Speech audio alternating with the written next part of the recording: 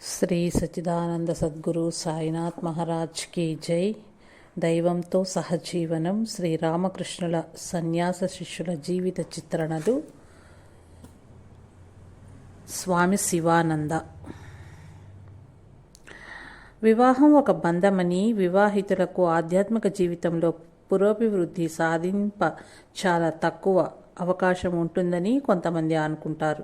కానీ హైందవ సంప్రదాయంలో వివాహం అతి పవిత్రమైనదిగా భావించబడుతుంది. చాలామంది దైవాలు వివాహితులే. అదేవిధంగా దివ్య అవతార పురుషులు కూడా వివాహం చేసుకున్నవారే. వైవాహిక జీవితం హితకరమైనది, పవిత్రమైనది కానట్లయితే ఆ విషయం మన పురాతన మహర్షులు తెలిపేవారే. అందుకు విరుద్ధంగా ఈ న్యాయ నిర్ణేతలైన మహర్షులు జీవితమందలి 4 దశలను పవిత్రమునర్చి వాటి చతుర్విధ ఆశ్రమాలన్నారు. బ్రహ్మచర్య ఆశ్రమం, విద్యార్థి జీవితం, గృహస్థ ఆశ్రమం, గృహస్థ జీవితం, వానప్రస్థాశ్రమం, అరణ్యంలో నివసించే జీవితం, సన్యాసాశ్రమం, సన్యాస జీవితం. ఒక దశ నుండి మరొక దశకు మారటానికి వారు వ్యక్తులకు సమృద్ధిగా స్వతంత్రాన్ని ఇచ్చారు. ఉదాహరణకు, ఒక విద్యార్థి తీవ్ర వైరాగ్యం కలవాడైతే అతను కానీ ఆమె కానీ మధ్య దశలన్నింటినీ అతిక్రమించి సన్యాస జీవితాన్ని స్వీకరించవచ్చును. సాధారణ వైవాహిక జీవితానికి అతీతంగా జీవితాన్ని గడపవచ్చునని నిరూపించుటకే శ్రీరామకృష్ణులు వివాహం చేసుకున్నారు. స్త్రీలందరిలో జగన్మాతనే ఆయన దర్శించేవారు కనుక ఆయన తన భార్యతో శారీరక సంబంధం కలిగి ఉండలేదు. ఆయన సన్యాస శిష్యుల్లో 4 వివాహితులున్నారు. వారిలో శివానంద స్వామి ఒకరు. తారక్ శివానందుల పూర్వాశ్రమ నామధేయం. తన ఇష్టానికి వ్యతిరేకంగా వివాహం చేసుకోవలసి వచ్చింది. ఆయన తండ్రి తన చిన్న కుమార్తె నిరోధ వివాహం జరిపించ తగినంత కట్నం ధనం ఇవ్వలేక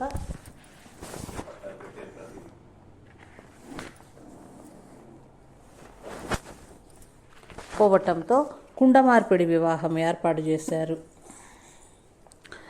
అంటే తారక్ బావమరిది సోదరి వివాహం చేసుకోవలసి ఉంటుంది. అప్పుడు వారి ఇరువురు ఒకరికొకరు కట్నం ఇవ్వవలసి అవసరం ఉండదు.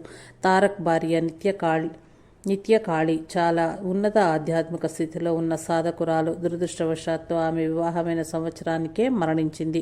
జననం, వివాహం, మరణం మానవుల చేతిలో లేవని అంటారు కదా.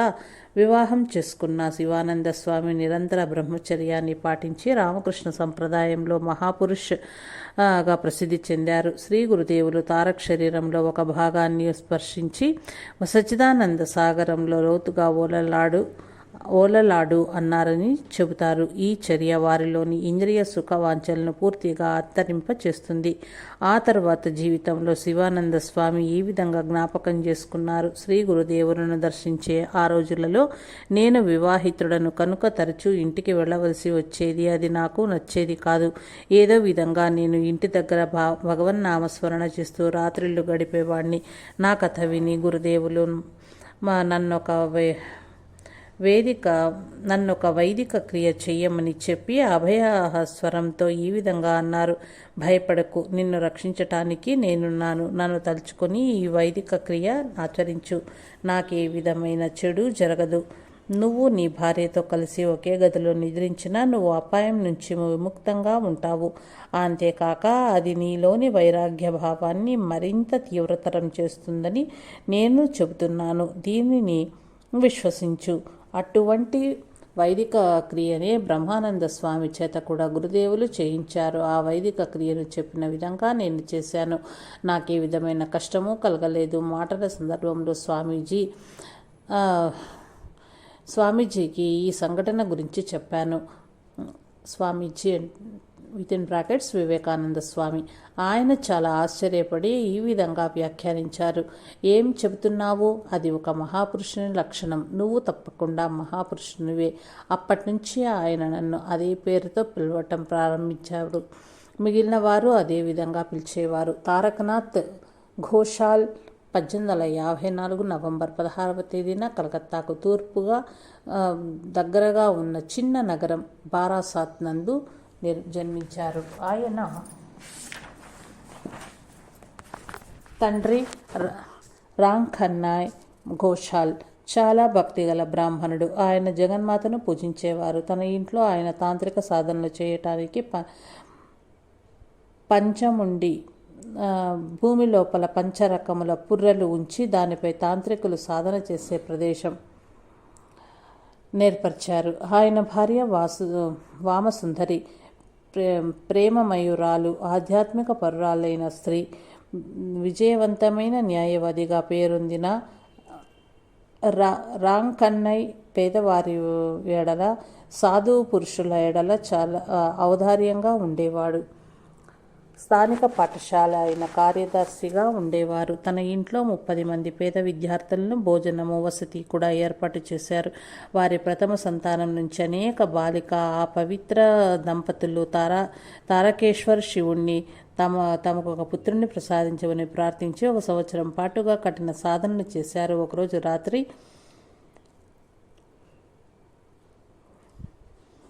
వామసుందరికి శివుడు స్వప్నంలో దర్శనమిచ్చి, మీ భక్తికి సంతసించాను, మిమ్మల్ని ఆశీర్వదిస్తున్నాను, ఒక ఆధ్యాత్మిక పరుడైన పుత్రునికే తల్లి కాగలవు అన్నారు. తారకేశ్వర్ శివుని అనుగ్రహంతో జన్మించిన వాడు కనుక ఆయనకు తారకనాథ్ అని పేరు పెట్టారు.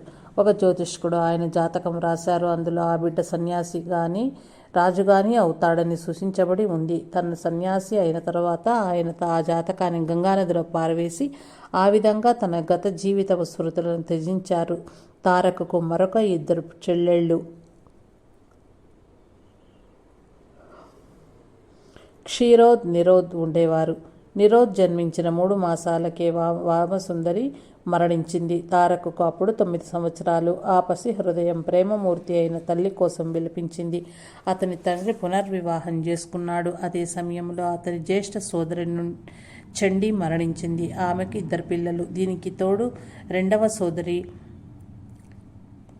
క్షీరోద వితంతు అయింది. తారక్ యువ హృదయంలో ఈ కుటుంబపు దురదృష్ట సంఘటనలు వైరాగ్య బీజాలు నాటినవి. అతను తన చదువు బారాసాత్ మిషనరీ పాఠశాలలో ప్రారంభించాడు. ఆ తర్వాత ఉన్నత పాఠశాలలో చేరాడు. అతను మంచి విద్యార్థి, కానీ సాధారణ విద్య పట్ల ఆసక్తి చూపేవాడు కాదు. చాలా గంభీరంగానూ తీవ్ర అంతర్వలోకన దృష్టిలోనూ ఉండేవాడు. ప్రార్థన, ధ్యానాల యందు ఆనందం పొందేవాడు. ఆ పాఠశాల ప్రధానోపాధ్యాయుడు అతడి గురించి ఈ విధంగా అన్నారు: తీవ్రత, పవిత్రత కలిగిన అతడి సౌశీల్యంచే మేమందరము ముగ్ధులమై ఆనందించాము.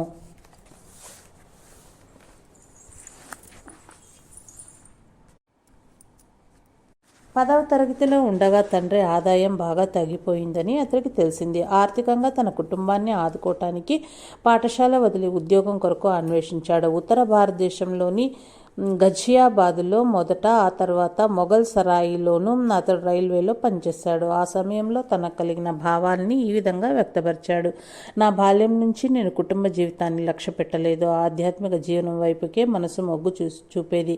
వివాహం చేసుకుని ఈ ప్రాపంచిక బంధాలలో చిక్కుకొనకూడదనే భావం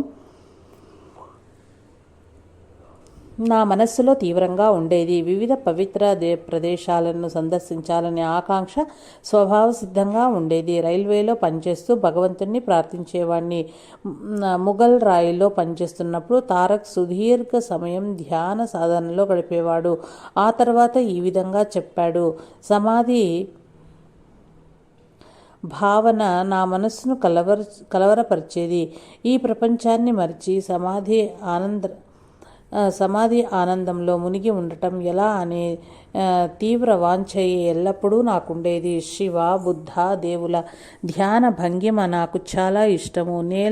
నెలల తరబడి సమాధి స్థితి కోసం ప్రయత్నించేవాడిని. ఎప్పుడో కానీ రాత్రిలో నిద్రించేవాడను కాను. సమాధి పొందటం ఎలా? ఈ ఒక్క భావమే మనస్సంతా నిండి ఉండేది. ఒకరోజు సమాధి స్థితి గురించి మాట్లాడుకునేటప్పుడు గదిలో అతడితో పాటు కలిసి ఉండే మిత్రుడు ప్రసన్న నిజమైన సమాధి స్థితిని అనుభూతి చెందిన వ్యక్తి దక్షిణేశ్వరంలోని శ్రీరామకృష్ణులు అని తెలిపాడు. తొలుత తెలిపినట్లు ఈ సమయంలో తన ఇష్టానికి వ్యతిరేకంగా తారక్ వివాహం చేసుకోవలసి వచ్చింది. తన పత్ని నిత్యకాళి పూర్తి బాధ్యతను స్వీకరించి భగవంతుని కొరకు తాను పడుతున్న ఆవేదనను గురించి ఆమెకు వివరించారు. అంతేకాక ఆమెకు ఆధ్యాత్మిక సూచనలు సలహానిచ్చి ఆధ్యాత్మిక జీవన మార్గదర్శి అయినాడు. తన స్నేహితుల కోరిక మేరకు తారక్ కలకత్తాలోని మెకిన్నాన్ మెకంజీ మెర్కంటైల్ కంపెనీలో ఉద్యోగం చేయటానికి కలకత్తా చేరాడు. కలకత్తాలో తన బంధువుల ఇంట్లో ఉంటూ వారాంతంలో బారాసత్లోని తన భార్యను సందర్శించేవాడు. ఆ సమయాన కలకత్తాలో కేశవచంద్ర సేన్ నాయకత్వంలోని బ్రహ్మ సమాజ ఉద్యమం చాలా ప్రాచుర్యంలో ఉన్నది. మనస్సుని కదిలించే కేశవచంద్ర సేన్ ప్రబోధాలు మతం పట్ల తార్కిక హేతువాద దృష్టి తారక్ను ఆకర్షించాయి. అతడు బ్రహ్మ సమాజ సంస్థలో సభ్యుడైనాడు. కానీ ఈ ఉద్యమం భగవంతుని ఎడల అతడికి గల తీవ్ర తృష్ణను దప్పికను తీర్చలేకపోయింది. అతడు రాత్రుల యందు సమాధి స్థితిని అనుగ్రహించమని విలపిస్తూ భగవంతుణ్ణి ప్రార్థించేవాడు. శ్రీరామకృష్ణులతో తొలి సమావేశాలు. మే లేక జూన్ 1880లో ఒక శనివారం నాడు తారక్ రామచంద్ర దత్తా గారి కలకత్తా గృహంలో శ్రీరామకృష్ణులను కలుసుకున్నారు. శ్రీరామకృష్ణులకు భక్తుడు, రామచంద్ర దత్త గారి బంధువు అయిన ఒక వ్యక్తి తారక్తో పాటు అతడి ఆఫీసులో పనిచేసేవాడు. అతడు గురుదేవుల గురించి తనకు తెలిసినదంతా తారక్కు తెలిపి ఆ రోజు రాత్రి గురుదేవులు రామ్ గారింట్లో ఉంటారని చెప్పాడు. తారక్ కూడా రామకృష్ణుల గురించి కేశవ చంద్రసేనుని ధర్మతత్వం పత్రికలలో చాలా చదివి ఉన్నాడు కనుక ఆయనను చూడాలని తీవ్రంగా అనుకున్నాడు. రామ్ గృహం వద్దకు తారక్ వచ్చేసరికి అతడు శ్రీరామకృష్ణులు భావపారవశ్య స్థితిలో ఉండటం చూశాడు. తన పరిసరాల ధ్యాసే లేక శ్రీరామకృష్ణులు నేనెక్కడ ఉన్నాను అని అడిగారు. రామ్ ఇంట్లో అని ఎవరో సమాధానమిచ్చారు. ఏం రామ్? డాక్టర్ రామ్? ఓ అవును. ఆ తర్వాత కొద్దిసేపు మౌనంగా ఉండిపోయారు. ఆ తర్వాత తమ ఈ ప్రథమ సమావేశాన్ని తారక్ ఈ విధంగా గుర్తు చేసుకున్నాడు. ఆ సాయంత్రం నేను రాంబాబు ఇంటికి వెళ్ళాను. భక్తులతో నిండి ఉన్న గదిలో గురుదేవులు కూర్చుని ఉన్నారు. ఆయన భావపారవశ్య స్థితిలో ఉన్నారు. ఆయనకు నమస్కరించి దగ్గరలో కూర్చున్నాను. నేను అంతవరకు అత్యంత ఆసక్తితో ఎదురు చూస్తూ తెలుసుకోవాలనుకుంటున్న విషయం సమాధి గురించి అనర్గళంగా ఆయన ప్రసంగించటం విని ఎంత ఆశ్చర్యానికి లోనైనానో ఊహించవచ్చు. ఆయన నిర్వికల్ప సమాధి గురించి బాగా వివరించారని నా గుర్తు. చాలా తక్కువ మంది ఆ స్థితిని పొందగలరని, ఆ స్థితిని పొందిన వారి శరీరం 21 రోజుల్లో రాలిపోతుందని వారు చెప్పారు. గురుదేవులతో మాట్లాడే అవకాశం తారక్కు ఈ సందర్భంలో కలగలేదు. కానీ 1 నెల తరువాత ఆయనను చూడటానికి వెళ్ళాడు. ఒక శనివారం సాయంత్రం పని అయిన తరువాత ఒక స్నేహితుడు అతను పడవలో దక్షిణేశ్వరం వెళ్లారు. దీపపు మసక వెలుగులో గురుదేవులు కాలుపై కాలు వేసుకుని కూర్చుని ఉన్నారు. ఆయన ముందర 3-4 కూర్చుని ఉన్నారు. రామకృష్ణులు ప్రేమపూర్వకంగా నన్ను ఇంతకుముందు చూశావా అని అడిగారు. వారిని మధ్యనే రాంగారింటి వద్ద చూశానని తారక్ బదులిచ్చాడు. తన శిరస్సును గురుదేవుల ఒడిలో ఉంచి తారక్ వంగి నమస్కారం చేశాడు. గురుదేవులు అతడి తలను మృదువుగా చుంబించారు. తారక్ ఆ సంఘటనను ఈ విధంగా గుర్తు చేసుకున్నాడు. వెంటనే గురుదేవుల యందు నాకు తెలియరాని తీవ్ర అనుబంధం ఏర్పడింది. వారినెంతో కాలం నుండి ఎరిగి ఉన్నట్లు అనిపించింది. నా హృదయం ఆనందంతో నిండిపోయింది. నా కొరకు వేచి ఉన్న సుకుమారి అయిన ప్రేమపూర్వకమైన నా తల్లినే వారిలో చూశాను. అందుచేత ఒక పసిబిడ్డకుండే ఆత్మవిశ్వాసం, నమ్మకం, నిశ్చయంతో వారి శరణాగతి పొంది నన్ను నేను పూర్తిగా వారి సంరక్షణలో నియమించుకున్నాను. ఇన్ని రోజుల నుండి నేను ఎవరి కోసం అన్వేషిస్తున్నానో వారు నాకు కనిపించారనే దృఢ నిశ్చయం కలిగింది. ఆనాటి నుంచి గురుదేవుల్ని నా తల్లి వల్లనే చూచాను. దక్షిణేశ్వరంలోని వివిధ దేవాలయాలలో సాయంకాలపు ఆరతి ప్రారంభమైంది. మృదంగ, శంఖ, ఘంటానాదులు ఆ దేవాలయ ఉద్యానవనంలో ప్రతిధ్వనిస్తున్నాయి. శ్రీరామకృష్ణులకు ఒక దివ్య భావంలో ఉన్నారు. కొద్దిసేపు అయ్యాక తారక్ను, నువ్వు దేవుని సాకారంగా విశ్వసిస్తావా లేక నిరాకారంగానా అని అడిగారు. నిరాకారంగా అని తారక్ జవాబిచ్చాడు. వివిధ రూపాలలో వ్యక్తమయ్యే దివ్యశక్తిని కూడా నువ్వు అంగీకరించక తప్పదు అని గురుదేవులన్నారు. ఆ తర్వాత వారు తారక్తో కలిసి కాళీ ఆలయంలోని సాయం సేవను తిలకించ వెళ్ళారు.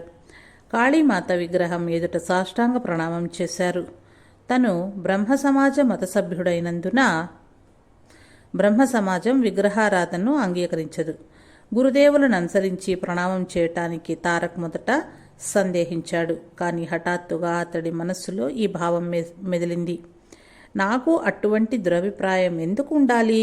భగవంతుడు సర్వాంతర్యామి కనుక ఈ విగ్రహం వట్టి విగ్రహమే అయినా ఇందులో మాత్రం ఎందుకుండడు?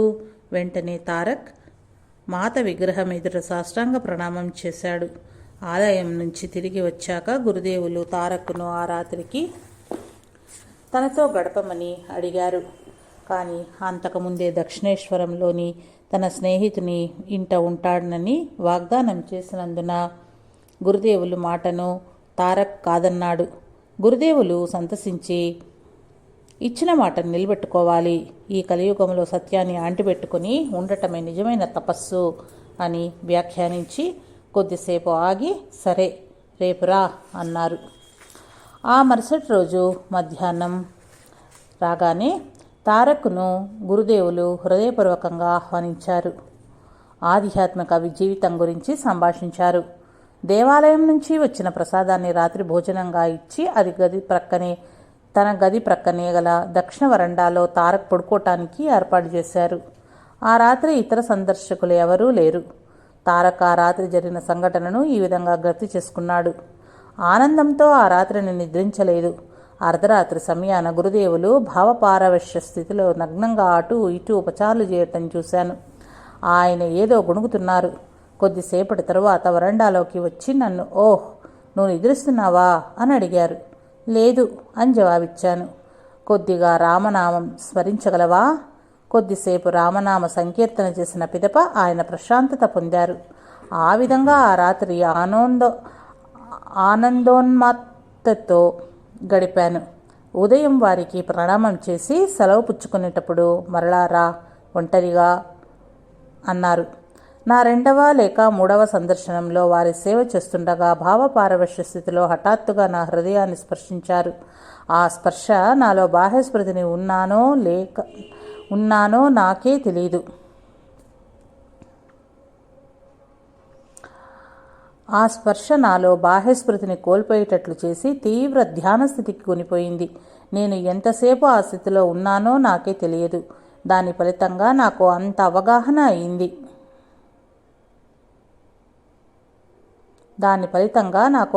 అవగాహన అయింది. సత్యము, శాశ్వతము, ముక్తము అయిన ఆత్మనే నేను గ్రహించాను. మానవాళి శ్రేయస్సు కొరకు భగవంతుడే మానవ రూపం ధరించి గురుదేవులుగా అవతరించారని, వారిని సేవించటమే ఈ భువియందు నా కర్తవ్యమని చక్కగా తెలుసుకున్నాను.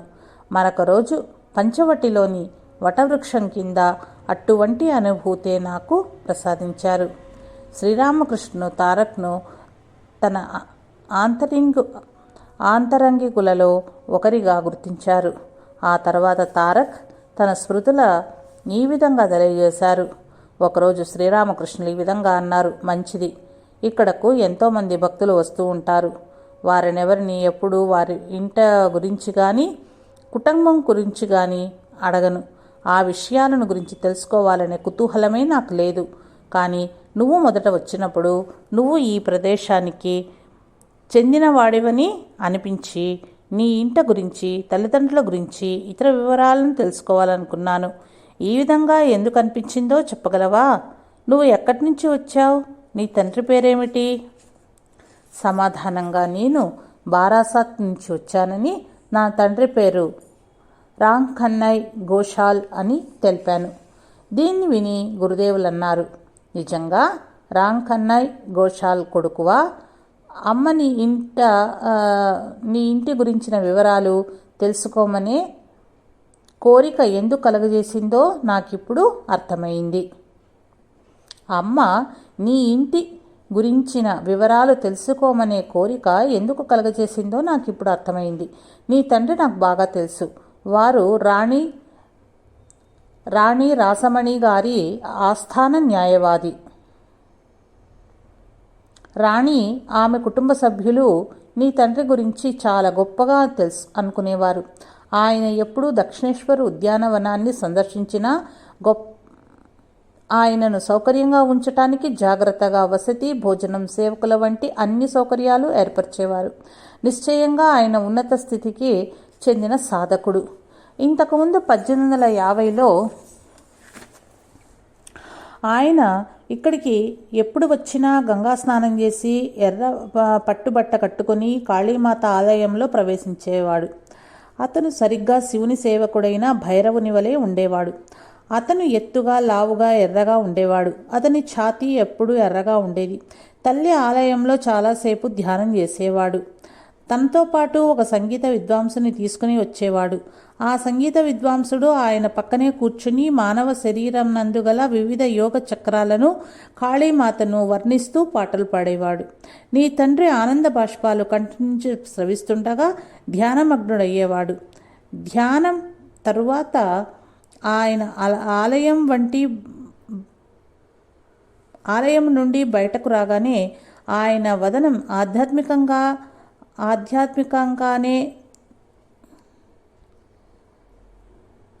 వదనం ఆధ్యాత్మికావేశంతో ఎర్రబారి ఉండేది. ఆయనను ఆ సమయంలో పలకరించడానికి ఎవరికీ ధైర్యం ఉండేది కాదు. ఆ సమయాన దేహమంతా తీవ్రమైన భరించలేని మంటతో నేను బాధపడుతూ ఉండేవాడిని. నేను నీ తండ్రిని కలిసినప్పుడు ఇలా అన్నాను, మంచిది, నువ్వు తల్లి భక్తునివి, నేను కూడా ఆమె భక్తుడినే. నేను కూడా ధ్యానం చేస్తుంటాను. కానీ నా శరీరం అంతా మంటగా ఉండటం ఎందువల్లనో చెప్పగలవా? చూడు, ఆ మంటలు ఎంత తీవ్రంగా ఉన్నవంటే నా శరీరం పైన వెంట్రుకలు కాలినట్లయిపోతాయి. ఆ బాధ ఒక్కొక్కసారి చిత్రహింస వలె ఉంటుంది. నా ఇష్టదైవ నామం గల తాయెత్తును ధరించమని నీ తండ్రి సిఫార్సు చేశాడు. తాయెత్తు ధరించగానే నా శరీరాన్ని పీడిస్తున్న ఆ మంటలు ఆశ్చర్యకరంగా తగ్గిపోయాయి.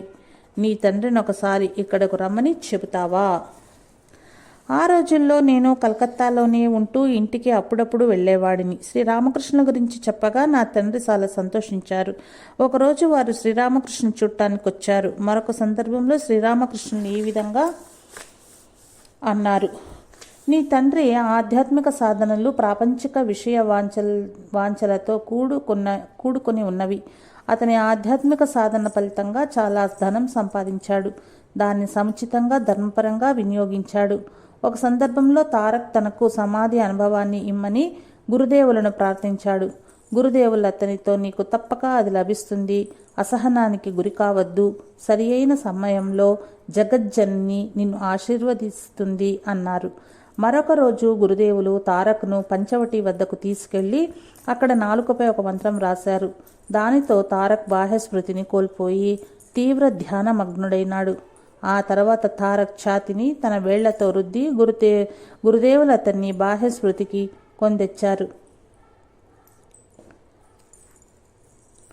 గురువు తన ఆధ్యాత్మిక శక్తిని శిష్యునికి ఇచ్చే తాంత్రిక మంత్రదీక్షా ప్రక్రియలో ఇది ఒకటి. శ్రీరామకృష్ణ లీలా ప్రసంగం నందు శారదానంద స్వామి ఈ విధంగా వ్రాశారు. గురుదేవుల స్పర్శ తారక్ మనస్సునందు భగవద్ దర్శన కాంక్షా తరంగాలను ఓవెత్తున ఎగియునట్లు చేసింది. హఠాత్తుగా హృదయ గ్రంథులన్నీ వదులు చేయబడినవి. గురుదేవులతో తన తొలి సమావేశాల యందు లభించిన అద్భుత అనుభూతులను తారక్ ఈ విధంగా తెలియచేశాడు. మొదట్లో నేను గురుదేవులను సందర్శించేటప్పుడు నాకు బాగా ఏడవాలనిపించేది. ఒకరోజు రాత్రి వకుళ వృక్షం వద్ద నదీ తీరాన ఆపుకోలేని విధంగా విలపిస్తున్నాను. గురుదేవులు తన గదిలో ఉన్నారు. నేను ఎక్కడకు వెళ్ళానని విచారించారు. నేను తిరిగి రాగానే నన్ను కూర్చోమని ఈ విధంగా అన్నారు. ఎవరైనా తన గురించి విలపిస్తే భగవంతుడెంతో సంతసిస్తాడు. సంవత్సరాల తరబడి ప్రోగుపడిన మానసిక కల్మషాలను ప్రేమ బాష్పాలు కడిగివేస్తాయి. భగవంతునికై విలపించటం చాలా మంచిది.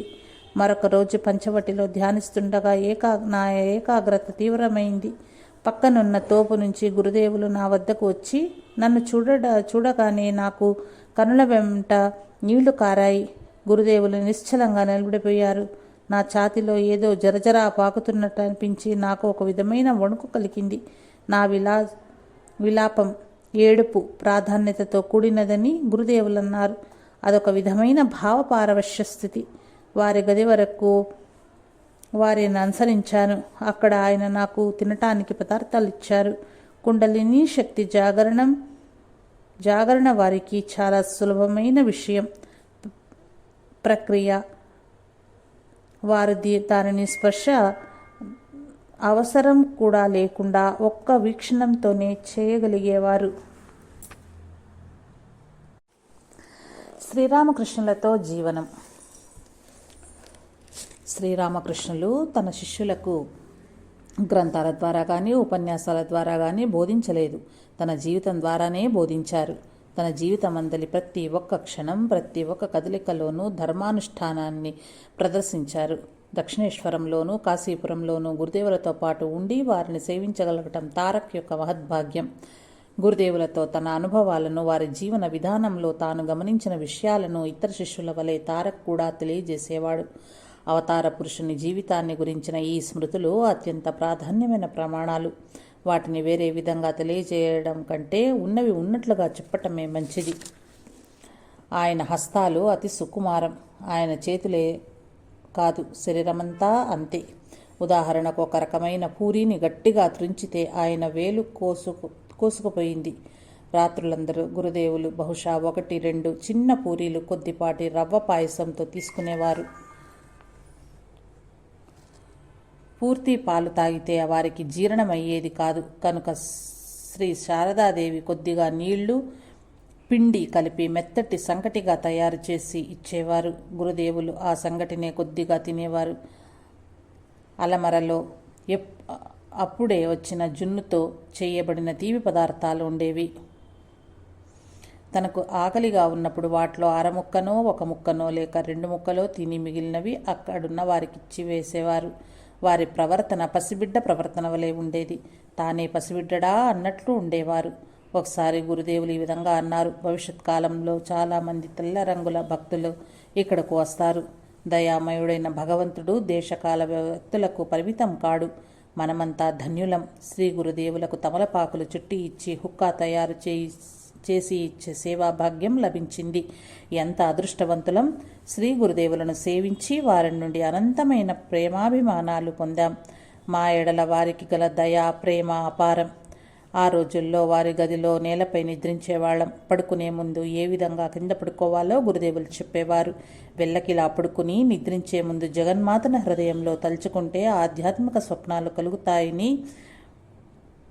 గురుదేవులు చెప్పేవారు. నిద్రించే సమయాన ఆధ్యాత్మిక విషయాల గురించే ఆలోచించమని చెప్పేవారు. వేసవి కాలంలో వరండాలో నిద్రించేవాళ్ళం. దోమల బాధ ఎక్కువగా ఉండేది. గురుదేవులు బ్రహ్మానంద స్వామిని గోపబాలుని వలె భావించేవారు. అప్పుడప్పుడు అతన్ని ఇంటి వద్ద గల వారి బంధువులను చూసి రమ్మని పంపేవారు. కానీ బ్రహ్మానంద స్వామి గురుదేవులతో లేనప్పుడు తన విషయాల గురించి జాగ్రత్తగా వహించటం వారికి చాలా కష్టమయ్యేది. ఒకరోజు అర్ధరాత్రి 1 గంటకు గురుదేవులు తన గది నుండి బయటి వరండాల్లో నిద్రిస్తున్న నా వద్దకు వచ్చి నిద్రలేపి, నా కొరకు గోపాల నామ స్మరణ చేయగలవా అని అడిగారు. 1 గంట సేపు నామస్మరణ చేశాను. కానీ కొన్ని రాత్రులు తన చుట్టూ ఎవరూ లేకపోతే కావలి వాణ్ణి పిలిచి తన కొరకు రామస్మరణ చేయమనేవారు. భగవన్నామం అంటే శ్రీ గురుదేవులకు అత్యంత ప్రీతి. గురుదేవులు ఎంత తక్కువగా నిద్రించేవారో మేము చూశాము. రాత్రంతా కలిసి 1 గంట లేదా అరగంట మాత్రమే నిద్రించేవారు. చాలా సమయం సమాధి స్థితిలో ఎందు, మిగిలిన సమయం ఆధ్యాత్మిక భావాల ఎందు గడిపేవారు. ఈ భావాలు రాత్రుల ఎందు మరింత ఉధృతంగా ఉండేవి. రాత్రంతా హరినామ స్మరణలోనూ కాళీమాత నామస్మరణలోనూ గడిపేవారు. దక్షిణేశ్వరంలో గురుదేవులతో ఉన్నప్పుడు మేము ఆశ్చర్యభరితులమయ్యేవారము. ఆయన నిద్రించేవారు కాదు. మేమెప్పుడూ లేచినా ఒక విధమైన ఆధ్యాత్మిక పారవశ్య స్థితిలో వారు జగజ్జనితో సంభాషించడం వినపడేది. తన గదిలో అటూ ఇటూ పచార్లు చేస్తూ ఇతరులకు వినిపించకుండా ఏదో గొణుగుతూ ఉండేవారు. అప్పుడప్పుడు మమ్మల్ని అర్ధరాత్రి లేపి ఈ విధంగా అనేవారు: ఓ నా ప్రియ బాలకులారా, మీరిక్కడికి నిద్రపోవటానికి వచ్చారా? రాత్రంతా నిద్రలోనే గడిపితే భగవంతుని ఎప్పుడు పిలుస్తారు? ఆయన స్వరం వినగానే లేచి కూర్చుని ధ్యానం ప్రారంభించేవాళ్లము. నిర్వికల్ప సమాధి నుండి బాహ్య స్మృతికి వస్తూ ఇంకా ఆ స్థితి యొక్క ప్రభావంలోనే ఉండి ఆ స్థితిని వర్ణించటానికి శ్రీరామకృష్ణులు ప్రయత్నించేవారు. కానీ ఎన్నడూ వారు ఆ ప్రయత్నంలో విజయం పొందలేదు. తుదకు ఆయన ఈ విధంగా చెప్పేవారు: ఆ స్థితిని గురించి మీకు చెప్పాలని ఉంది, కానీ చెప్పలేకున్నాను. ఎవరో నా నోరు నొక్కి వేస్తున్నారు. నిజంగా ఆ స్థితి వర్ణనాతీతము. ఆ స్థితిని అనుభూతి చెందిన వారే దాన్ని అర్థం చేసుకోగలరు. తనకు వ్యక్తిగత సేవ చేయటానికి గురుదేవులు వెంటనే అంగీకరించేవారు కాదు. తరచూ నాకిది బాధగా అనిపించేది. ఒకరోజు జరిగిన ఒక సంఘటన వలన వారు ఎందుకు ఆ విధంగా అంగీకరించారో తెలిసింది. వారి భావాలను ఎవరు గ్రహించగలరు? ఆ రోజు నేను దక్షిణేశ్వరంలో ఉన్నాను. ఇతర భక్తులు కూడా ఉన్నారు. ధార్మిక విషయాల గురించి చాలాసేపు వారి గదిలో సంభాషించిన పిదప ఆయన లేచి కాలకృత్యాలు తీర్చుకోవటానికై దేవదారు తోపు వైపు వెళ్లారు. సాధారణంగా అటువంటి సందర్భాల్లో లోహ పాత్రను శ్రీరామకృష్ణులు స్పర్శించలేరు కనుక లోహపు నీటి పాత్రతో ఒక భక్తుడు వారిని అనుసరించి వారి చేతిపై నీరు పోసేవాడు. ఆ రోజు వారు తోపులోనికి వెళ్ళగానే నీటి పాత్రను తీసుకుని నేను వెళ్ళి సరియైన ప్రదేశంలో వారి కొరకు వేచి ఉన్నాను. తిరిగి వచ్చేటప్పుడు నన్ను చూసి ఆయన ఈ విధంగా అన్నాడు: చూడు, నీవెందుకు ఈ పని చేశావు? ఆ నీటి పాత్రతో నీవెందుకు వచ్చావు? నీ చేతి నుండి నీటిని నేనెలా అంగీకరించగలను? నీ తండ్రిని గురువులా భావించే నేను నీ సేవను అంగీకరించగలనా? నాకు అమితాశ్చర్యం కలిగింది. వారెందుకు నా సేవలు అంగీకరించటం లేదో అప్పుడే నాకు అర్థమైంది. శ్రీ గురుదేవుల భావాలు అనంతాలు. వారి మనోరథాలను ఏ విధంగా గ్రహించగలను? మనల్ని ఏది అర్థం చేసుకోవటానికి ఆయన అనుమతిస్తారో దాన్నే అర్థం చేసుకోగలం. మనస్సున గాఢంగా నాటుకునేవిగాను జ్ఞాన బోధకులుగాను ఉండే గురుదేవుల పలుకులు వ్రాసి ఉంచుకోవాలని ఆరాటపడేవాడిని. ఒకరోజు దక్షిణేశ్వరాన వారి మాటలు వింటూ వారి వదనం వైపే ఏకాగ్రంగా చూస్తున్నాను. వారు చాలా చక్కటి విషయాలు వివరిస్తున్నారు. నా తీవ్ర ఆసక్తిని గమనించి గురుదేవులు హఠాత్తుగా అన్నారు: చూడు, నువ్వెందుకంత శ్రద్ధగా వింటున్నావు? నేను ఆశ్చర్యపోయాను. ఇంకా ఈ విధంగా అన్నారు: నువ్వు అంత శ్రద్ధగా విన్న అవసరం లేదు. నీ జీవితం విభిన్నమైనది. గురుదేవులు వారు చెప్పే మాటలు రాసుకోవాలని నా ఉద్దేశం గ్రహించి దానిని అంగీకరించక ఆ విధంగా మాట్లాడి తన అభిప్రాయం తెలియజేశారని నేను అనుకున్నాను. ఆ రోజు నుంచి వారి సంభాషణను రాసుకోవాలనే భావాన్ని వదిలివేసి అంతవరకు నేను వ్రాసిన వాటిని అన్నింటినీ గంగలో పారవేశాను. తారక్ భార్య నిత్య కాళి 1883 మధ్యకాలంలో అనారోగ్యానికి గురై మరణించింది. తారక్ సంప్రదాయబద్ధంగా మరణించిన భార్యకు జరపవలసిన కర్మలన్నీ చేసి తన ఉద్యోగానికి రాజీనామా చేసి సన్యాస జీవితం గడపాలని నిర్ణయించుకున్నాడు. తన సంకల్పాన్ని ఆ విధంగా తండ్రికి తెలుపగానే ఆయన కంటి నుండి అశ్రుధారలు కారాయి. రామ్ కన్నాయ్ కొడుకు తారక్ను మందిరంలో తమ కుటుంబ దైవానికి నమస్కరించి రమ్మన్నారు. ఆ తర్వాత తనయుని శిరస్సుపై తన హస్తాన్ని ఉంచి ఈ విధంగా ఆశీర్వదించారు: నువ్వు భగవంతుని పొందుతావు కాక. నేను కూడా ఈ ప్రపంచం త్యజించి భగవత్ సాక్షాత్కారం కొరకు ప్రయత్నిద్దామనుకున్నాను, కానీ ఆ విధంగా చేయలేకపోయాను. అందుచేత నువ్వు భగవత్ సాక్షాత్కారం పొందాలని ఆశీర్వదిస్తున్నాను. ఈ సంఘటన గురించి గురుదేవులకు తారక్ తెలుపగానే వారెంతో సంతోషించి ఈ విధంగా జరగటం చాలా మంచిదైంది అని అన్నారు. ప్రాపంచిక బంధాలను త్యజించిన శిష్యుల్లో తారక్ ప్రప్రథముడు. గురుదేవుల జీవితమందలి చివరి 3 సంవత్సరాల్లో ఎక్కువ కాలం అతడు శ్రీరామకృష్ణులతోనే గడిపాడు. అతడు దక్షిణేశ్వరంలో కొంతకాలం ఉండేవాడు. మరి కొంతకాలం కలకత్తాలోని రామ్ గారి ఇంట్లో అతడు ఉండటానికి గురుదేవులు ఏర్పాటు చేశారు.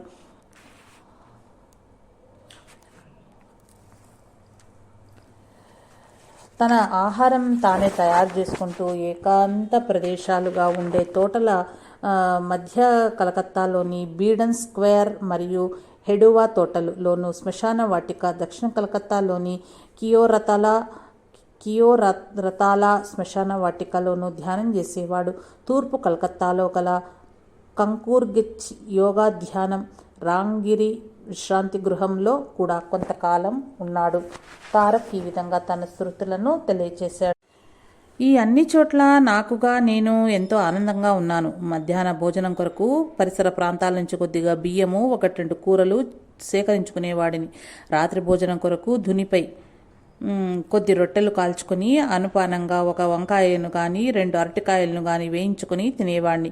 కేవలం వీటిని మాత్రమే తినేవాడిని. అవి తినేటప్పుడు బాగా నీరు తాగేవాడిని. దుని అగ్ని ప్రక్కన రాత్రింబవళ్ళు ఆధ్యాత్మిక సాధన ఎందే మునిగి ఉండి అక్కడే విశ్రాంతిగా కొన్ని నిద్రపోయేవాడిని. ఆ అగ్నికి ఆకర్షించబడి అప్పుడప్పుడు పాములు వచ్చేవి, కానీ ఎందుచేతనో అవి నా వద్దకు వచ్చేవి కావు. క్రమం తప్పకుండా తారక్ దక్షిణేశ్వరంలో గురుదేవులను సందర్శించేవాడు. తారక్ 1883 జూన్ 8వ తేదీన దక్షిణేశ్వరం వచ్చాడు. అప్పుడు రామకృష్ణులు కాళీ దేవాలయంలో ఉన్నారు. తారక్ను చూసి ఆయన సంతోషించి ఆయన చుబుకం స్పర్శించి తన ఆనందాన్ని వ్యక్తపరిచాడు. శిష్యుని ఆధ్యాత్మిక మార్గంలో నడిపించడమే కాకుండా నిజమైన గురువు అతన్ని చెడు ప్రభావం నుంచి కూడా రక్షిస్తాడు. భక్తి గీతాలాపన సమయంలో భావపారవశ్యస్థిని అనుభవించటమే కాక స్త్రీలతో కలివిడిగా చనుముగా మెలిగే నిత్య గోపాల్ తారక్లు చాలా సన్నిహితుడని గురుదేవులకు తెలుసు. ఒకరోజు తారక్తో గురుదేవులు విడిగా ఈ విధంగా చెప్పారు. చూడు, నిత్య గోపాల్తో అంత సన్నిహితంగా మెలగకు. అతని మార్గం వేరు. అతన్ని ఈ ప్రదేశానికి చెందడు. తారక్ వెంటనే అతనితో స్నేహాన్ని మానుకున్నాడు. మరొకసారి ఒక వైష్ణవ సాధువు దక్షిణేశ్వరం వచ్చాడు. ఆయన కృష్ణుని కొలుస్తాడు, కానీ రాధను దైవంగా అంగీకరించడు. ఆయన చాలా మంచి సాధువు, కానీ రసహీనుడు. తారక్ ఆ వైష్ణవ సాధువును తరచూ సందర్శించడం గమనించి గురుదేవులు అతన్ని ఈ విధంగా వారించారు. ఆయన సిద్ధాంతం మంచిదే అవ్వచ్చు, కానీ నాకు అది నచ్చటం లేదు. నేను భగవంతుణ్ణి, ఆయన లీలలను కూడా ప్రేమిస్తాను. తారక్ ఆ సాధువును సందర్శించడం వెంటనే ఆపివేశాడు. ఫిబ్రవరి 1884లో శ్రీరామకృష్ణకు ఒక ప్రమాదం జరిగింది. ఒకరోజు తారక్ వచ్చి గురుదేవుల ఆరోగ్యం గురించి విచారించాడు. సమాధానంగా వారు నవ్వుతూ ఈ విధంగా అన్నారు. ఒకరోజు రాత్రి తోటలో చంద్రుని వైపు చూస్తుండగా నా పాదాలు కంచె తీగలో చిక్కుకొని నేను పడిపోయి నా ఎడమ చేయి మణికట్టు విరిగిపోయింది. దాని ఫలితం ఇంకా ఉంది. అందుకనే నా చేతికి బిగువైన కట్టు కట్టారు. ఆ కట్టు విప్పటానికి అంగీకరించటం లేదు. ఆ బాధచే అమ్మ నామస్మరణే చేయలేకున్నాను. ఇటువంటి కష్టస్థితిలో కూడా అమ్మ నామస్మరణలో ఎవరైనా ఆనందం పొందగలరా చెప్పు? ఒక్కొక్కసారి ఏమిటి గొడవ అనిపిస్తుంది నాకు. ఈ బంధాలన్నీ చటుక్కున తెంపుకొని ఈ దేహం వదిలేద్దామనిపిస్తుంది. మళ్ళా అమ్మ దివ్యానందలీల ఈ శరీరం ద్వారా సాగనీయని అనిపిస్తుంది. దీనిలో కూడా వేడుక ఉంది సుమా. ఇది విని తారక్, అయ్యా, మీరు తలుచుకుంటే తప్పక నయం చేసుకోగలరు అన్నాడు. అందుకు గురుదేవుడు ఈ విధంగా సమాధానమిచ్చారు. ఏమిటి? ఒక్క నా ఇచ్ఛతో నా ఆరోగ్య నివారణ చేసుకోగలనా? ఇలా అని కాసేపు ఆగి మళ్ళా ఈ విధంగా అన్నారు. లేదు, నొప్పులు బాధలు మేలైనవే. వేరే ఉద్దేశాలతో ఇక్కడకు వచ్చేవారు ఈ అనారోగ్యం చూసి భయపడి పారిపోతారు. నేనప్పుడు హాయిగా ఒంటరిగా ఉంటాను. ఆ వెంటనే వారు జగజ్జననితో మాట్లాడుతూ, అమ్మా, చక్కటి ఉపాయం కనుగొన్నావమ్మా అన్నారు. ఆ తర్వాత వారు ఒక భక్తి గీతం పాడడం ప్రారంభించి సమాధి స్థితిలో ప్రవేశించారు. కొద్దిసేపటి తర్వాత సాధారణ స్థితికి వచ్చి జగజ్జననితో ముక్కోపి అయిన పసిబాలుని వలె ఈ విధంగా మాట్లాడారు. అమ్మా, నువ్వెన్నడూ జన్మించలేదు. అటువంటి నీకు శరీరధారుల బాధ ఎలా అర్థమవుతుందిలే? తారక్ 1884లో శ్రీకృష్ణుని క్రీడాస్థలమైన బృందావన యాత్రకు కొద్ది కాలం వెళ్ళాడు. ఆ పవిత్ర నగరం నుంచి తెచ్చిన ప్రసాదం పవిత్ర ధూళి తీసుకుని 1884 సెప్టెంబర్ 7వ తేదీన తారక్ శ్రీ గురుదేవులను సందర్శించాడు. శ్రీరామకృష్ణులకు 1885 మధ్యకాలంలో గొంతులో వ్రణం క్యాన్సర్ ఏర్పడింది. వారు 1885 సెప్టెంబర్ 20వ తేదీన దక్షిణేశ్వరంలో తమ గదిలో ఉండగా వారిని పరీక్షించడానికి కలకత్తా నుంచి ఒక వైద్యుడు వచ్చాడు. గురుదేవులు భక్తుల్ని ఈ విధంగా అడిగారు, చూడండి, నేను నిజంగా సాధు పురుషుడిని అయితే ఈ వ్యాధి నాకెందుకు కలుగుతుందని ప్రజలు అడుగుతుంటారు. తారక్ సమాధానమిస్తూ, భగవాన్ దాస్ బాబాజీ కూడా అనారోగ్యంతో బాధపడుతూ చాలా కాలం మంచం మీదనే ఉన్నారు అన్నాడు. గురుదేవులు అభ్యంతరం చెబుతూ, కానీ డాక్టర్ మధును చూడు, తన 60వ ఏట రోజు తను ఉంచుకున్న ఆమెకు భోజనం తీసుకెళ్లి ఇస్తాడు. అతనికి ఎటువంటి అనారోగ్యం లేదు అన్నాడు. అప్పుడు ఒక భక్తుడు అన్నాడు, అయ్యా, మీ అనారోగ్యం ఇతరుల క్షేమం కొరకే. మీ దగ్గరకు వచ్చే వారి పాపాలన్నీ మీరు స్వీకరిస్తున్నారు. గురుదేవులను ఒక భక్తుడు కాళీమాతను తమ వ్యాధి నయం చేయమని కోరమనగా గురుదేవులు, నా వ్యాధి నయం చేయమని భగవంతుని కోరలేను అన్నారు. శ్రీరామకృష్ణులు 1885 సెప్టెంబర్ 26వ తేదీన చికిత్స నిమిత్తం కలకత్తా తీసుకెళ్లారు. వారు షాంపుకూర్లో ఒక ఇంట్లో డిసెంబర్ 11వ తేదీ వరకు ఉండి ఆ తర్వాత కాశీపూర్ ఉద్యాన గృహానికి తరలించబడ్డారు. ఇతర శిష్యులతో పాటు తారక్ శ్రీ గురుదేవుల సేవలో నిమగ్నమైనాడు. ఆ తర్వాత తారక్ ఆ విషయాన్ని ఈ విధంగా గుర్తు చేసుకున్నాడు. శ్రీరామకృష్ణ తీవ్ర అనారోగ్యంతో బాధపడుతూ చికిత్స పొందుతూ కాశీపూర్ ఉద్యాన గృహంలో ఉన్నారు. వారి సంరక్షణ నిమిత్తం మేమందరము అక్కడనే ఉండేవాళ్లం. వంతుల వారీగా రాత్రి మొబళ్ళు ఆయనను సేవించేవాళ్లం. సంపన్న గృహస్థ భక్తుడైన సురేంద్ర కావలసిన అవసరాలకు ఏర్పాటు చేసేవాడు. ఒక వంటవాణ్ణి పనిలో పెట్టుకున్నారు. కానీ అతడికి ఒంట్లో బాగా లేనప్పుడు మేమందరం వంతుల వారీగా వంట చేసేవాళ్ళం. మా భోజనం చాలా సాధారణంగా ఉండేది. మామూలుగా అన్నం లేక రొట్టెను, పప్పు, కొద్దిగా కూర వంటివి ఉండేవి. ఆహార విషయంలో ఏ విధమైన శ్రద్ధ చూపేవాళ్ళం కాదు. మా మానసిక స్థితి ఆ విధంగా ఉండేది. ఏది దొరికితే అదే తినేవాళ్ళం. ఎందువల్లనంటే గురుదేవులు తీవ్ర అనారోగ్యంతో ఉన్నారు. అంతేకాక మేమందరం తీవ్ర ఆధ్యాత్మిక సాధనలో మునిగి ఉన్నాము. ఒక రాత్రి ఇంట్లో ఉన్న వారందరికీ నేను వంట చేయవలసి వచ్చింది. కూరల్లో తిరగమాత వేస్తుండగా ఆ వాసన ఇల్లంతా వ్యాపించి చివరకు మేడ మీద ఉన్న గురుదేవులకు చేరింది. తన ప్రక్కన ఉన్న సేవకుని, ఏం వడుతున్నారు? చాలా బాగుంది, ఇల్లంతా తిరగమాత వాసన వస్తోంది. వంట చేస్తున్నదెవరు అని అడిగారు. వంట చేస్తున్నది నేనని తెలుసుకుని తన సేవకుని పంపి నేను వండే పదార్థం కొద్దిగా తీసుకురమ్మని దాని రుచి చూశారు. గొంతులో వ్రణం వలన ఆయనకు ఏ పదార్థం మింగుపట్టేది కాదు. చాలా కష్టం మీద కొద్దిగా పాలతో కాచిన నూకల జావ తీసుకోగలిగారు. చాలాసార్లు ఆ కొద్దిగా కూడా తీసుకోలేకపోయారు. జనవరి 1886 మధ్యకాలంలో పెద్ద గోపాల్ 12 కాషాయ వస్త్రాలు జపమాలలో ఎవరైనా సన్యాసులకు సమర్పించాలని తెచ్చాడు. గురుదేవులు తన శిష్యులను చూపిస్తూ, నీకింత కంటే ఉత్తమ సన్యాసులు దొరకరు. నువ్వు తెచ్చిన వస్త్రాలు జపమాలలు వీరికి ఇవ్వు అన్నారు. అయితే గోపాల్ వాటిని గురుదేవులకే సమర్పించాడు. ఆయనే వాటిని యువ శిష్యులకు పంచిపెట్టారు.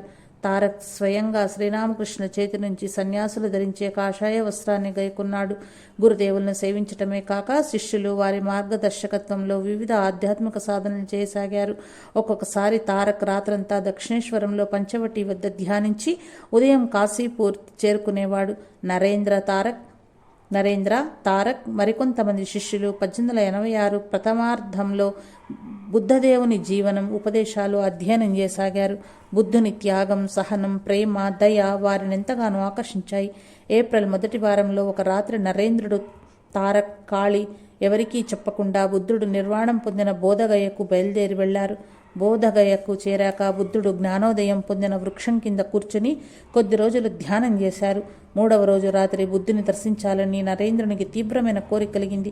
అతడిలో భావావేశము ఉప్పొంగి కనుల వెంట అశ్రుధారలు సరించాయి. తన ప్రక్కనే ధ్యానం చేస్తున్న తారక్ను మృదువుగా కౌలించుకున్నాడు. తారక్ శరీరంలో బుద్ధుడు ప్రవేశించటం నరేంద్రుడు చూశాడని అంటారు. గైలోనున్న వీరి గురించి ఇతర శిష్యులందరూ చాలా ఆందోళన చెందారు. కానీ గురుదేవులు మాత్రం మౌనంగా ప్రశాంతంగా ఉన్నారు. వారు ముగ్గురు కాశీపూర్ తిరిగి వచ్చాక గురుదేవులు గాల్లో చూపుడు వ్రేలితో ఒక వృత్తం గీసి అందులో బటన్ వ్రేళ్లు ఊనుతూ ఆధ్యాత్మికత ఎక్కడా లేదు అన్నారు. ఆ తర్వాత తన వైపుకు చూపించుకుంటూ, ఈసారి అంతా ఇక్కడే ఉంది. మీరు కావాలనుకున్న చోట్లన్నీ తిరిగి రావచ్చు. కానీ ఎక్కడా ఏమీ ఆధ్యాత్మికత లభించదు. ఇక్కడ అన్ని ద్వారాలు తెరవబడి ఉన్నాయి. జై సాయి మాస్టర్.